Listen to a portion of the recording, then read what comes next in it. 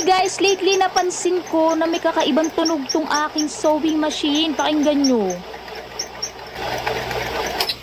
Kaya naisipan kong linisan at langisan. So bago ang lahat, in-unplug ko muna para safe.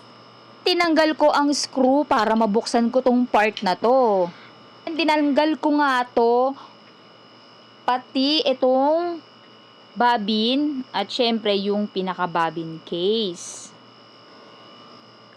At tignan nyo naman, napakadumi pala ng loob. So, tinay ko na din yung chance na linisan tong loob.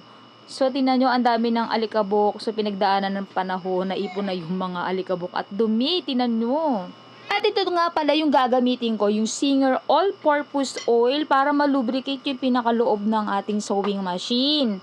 So, ito yung part na lalagyan natin, yung pinaglalagyan ng bobbin.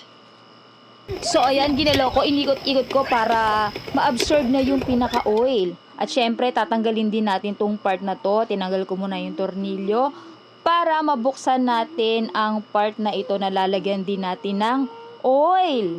At yan, nagkaroon na nga rin siya ng mga alikabok sa loob. So, chance na rin natin linisan ito. So, ito pala yung part na pinatakan ko ng oil. Kasi ito yung gumagalaw kapag ginagamit natin yung sewing machine. So, para malubricate itong part na ito. Now, we need to think of a way to escape from the tomatoes.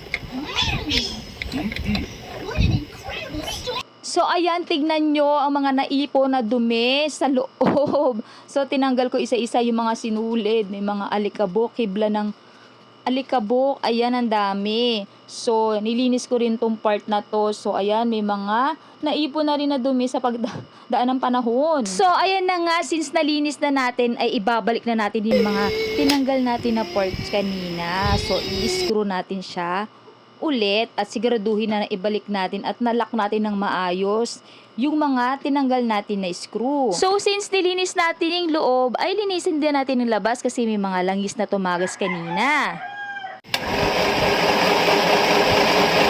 So, ayan na nga, ang ganda na ng tunog. So, ramdam na ramdam ko na may pagbabago sa loob ng aking sewing machine. Unlike nung hindi ko pa nilalangisan at nililinisan. Tingnan nyo, di ba? Parang may langit-ngit siya. Alam mo yung pangit ang tunog. Parang hirap na hirap yung sewing machine ko. So, ayan, okay na okay. So, sana makatulong. Bye!